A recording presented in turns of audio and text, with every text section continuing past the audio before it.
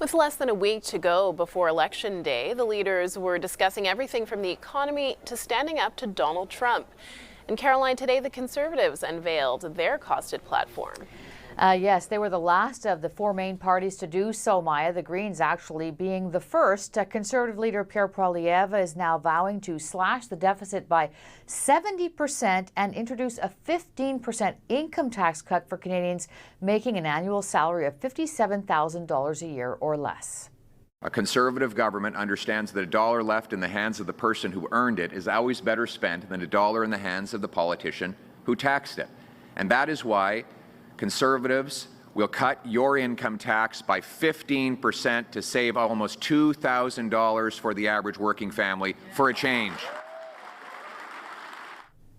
Now, he also unveiled what he called a spending disappoint law, and Poilievre said the Conservatives will reduce the deficit. This is Mark Carney. He was campaigning through battleground Quebec today as the party targets 3 ridings held by the Bloc Québécois. Carney today pledged to stand up to U.S. President Donald Trump to protect Quebec's identity and economy. We launched our economic campaign, my economic campaign, On Mauricie, à la ferme petite. And I made clear from that point that we would never have supply management on the table, that we would never have the French language on the table. We would always protect Canadian culture, Quebec culture. And we are clear from that.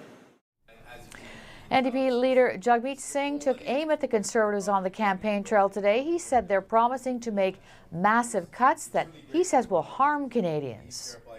They cut health care, they cut services, and that's what his plan is proposing again, to have massive cuts. And Canadians are worried about that. Canadians are looking at that and saying, you know what? I think that's a bad idea to cut services right now, to cut health care right now. That's bad for me, that's bad for my family, it's bad for our country. And the Bloc Québécois leader came to the defense of the Conservatives. He agreed with Pierre Poilievre's campaign promise to ban introducing new or higher taxes unless Canadians agree to them through a referendum. Making referendum normal by itself is a pretty good idea. You know, consulting the population about issues would help. The idea that organizing a referendum is not invoking the devil. It's a democratic tool.